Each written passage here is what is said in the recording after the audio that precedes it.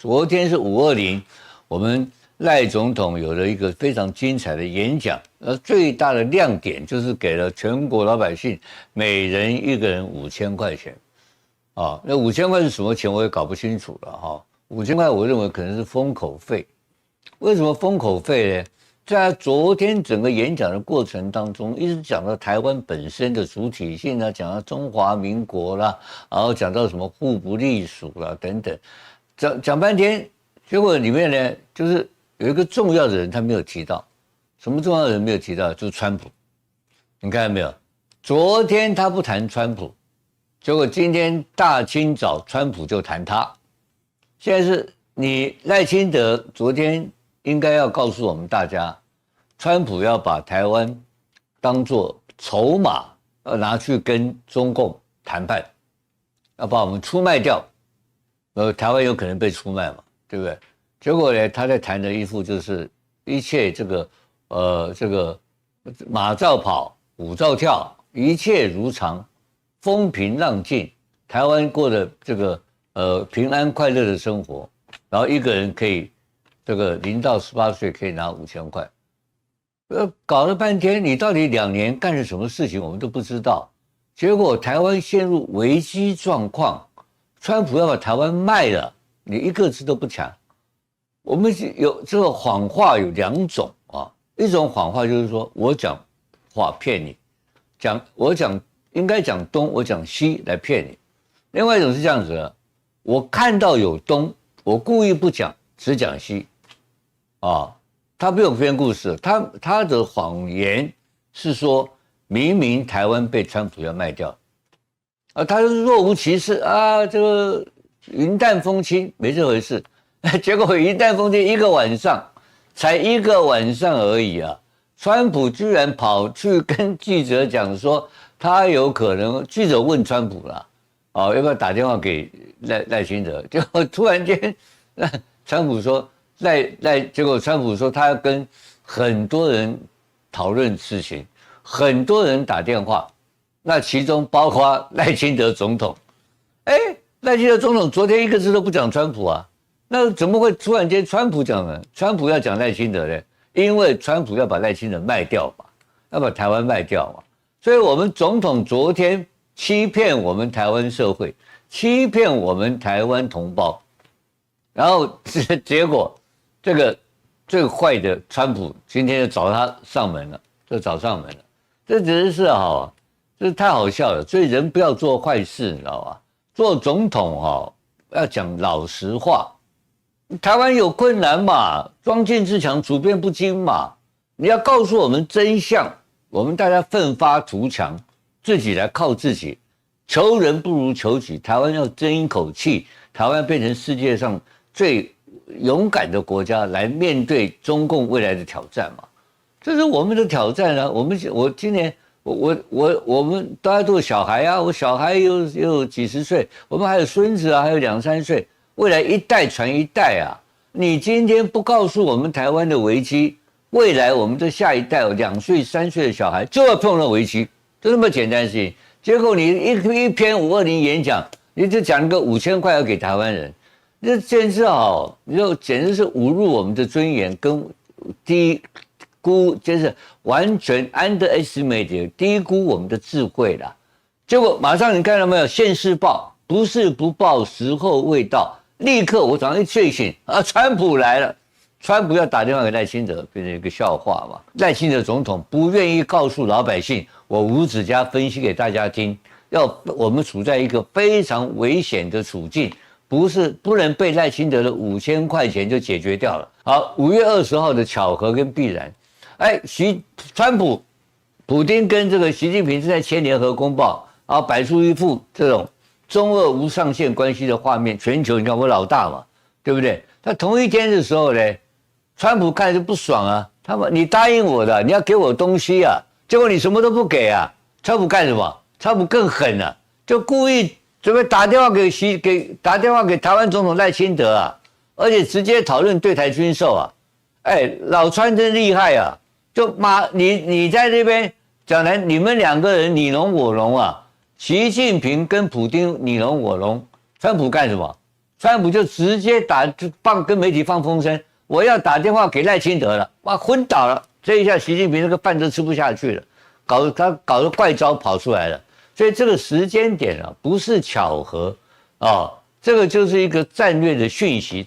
川普在警告北京了，你如果拒绝在伊朗上配合我的话，我就立刻调高台湾议题的战略权重，我把台湾拉进来给你搞，逼你呢拿。但是反过来看，我要跟大家分析一个道理：当川普在打台湾牌的时候，表示什么？表示他手上没有牌了嘛。川普手上两手空空，川普什么都没有。川普是一个骗子嘛，骗子要行骗，他有个道具嘛，现在没有道具了，所以他拿台湾出来骗了嘛。所以川普现在两手空空，非常脆弱，知道吧？所以然后这一下就变成什么样？求欢被拒，愤而行凶嘛。求欢被拒嘛，他跟习近平求欢，结果愤而行凶，把台湾搬出来。打电话给赖清德，所以赖清德如果接到这个电话，第一个我认为现在是放风声了，他是恐吓习近平，川普恐吓习近平。可是习近平很稳的人呢，习近平看过大场面呢，他不甩你怎么办？我告诉你啊，假戏真做。你再看下一页，你知道吧？这个就是叫牌，对不对？他现在在叫牌。然后第二个，习近平不理他，要弄假成真，哈哈，这下完蛋了。川普的风格是干什么的？他就把真的需求啊，他每次都用非常恶劣、非常冲突的方式，然后这样包装出去，让大家搞不清楚他搞真搞假的。可是问题是你碰到习近平，习近平也是这方面高手啊。你叫牌叫了一半，对方不信，牌变怎么样？牌变真的了嘛？他真的就打电话所以请这个赖清德总统哦，晚上睡觉的时候不要感到惊讶，突然间接到美国总统这个川普打电话来，我告诉你不是诈骗电话，川普打电话给这个我们赖清德的时候，请赖总统不要心脏开始紧张，那个不是诈骗电话，那个是真的从白宫打电话来，因为他狗急跳墙嘛，好不好？再看下一页。好，这个台湾的真实的危机承诺，并不是真正的军事威胁了，目前不会了。我也看，而且也不会来自于普丁访中啊、中俄联手、解放军发动这些，我都不相信啊。最大的是什么？是川习的谈判的裂缝在扩大，因为他们那两个人在那边你侬我侬的时候啊，两个打高空打屁啊，打屁吹得好大嘛，吹得好大之后呢，他就上飞机就翻脸了嘛。到今天早上彻底翻脸，要打电话给没播啊，完全没有招，你知道吧？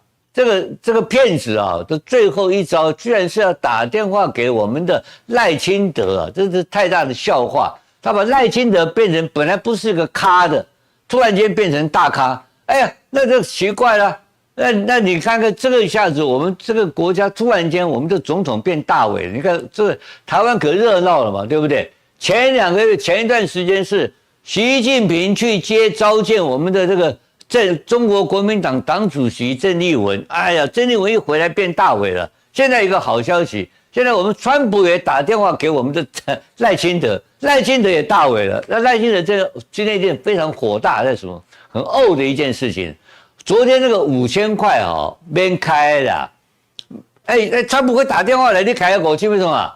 你开5000就是要骗大家讲没代志啦风平浪静。结果川普打电话来了，川普要打电话给你了，因为昨天涨那个5000了，给开了，好不好？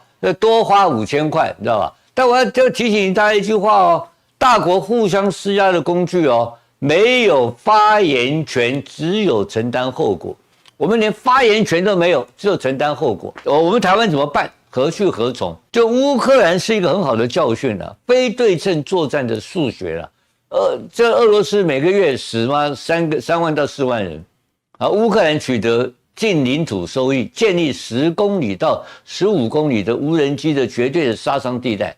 乌克兰的事情呢，向北京示范了一个残酷的攻势：当意志坚定的防守，加上无人机科技的优势的时候呢，让人力优势的攻击方流血致死。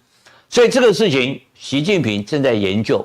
我国家虽然大，可是我打台湾不一定赢因为不对称作战的方式改变了。我们台湾人如果是意志坚定的，要跟他干到底的话，要跟他要做防守，要跟我们的家园、跟我们的土地共存亡的话，台湾人就更必须要研究乌克兰的故事。我们到底是要变成一个筹码，还是要变成一个主体？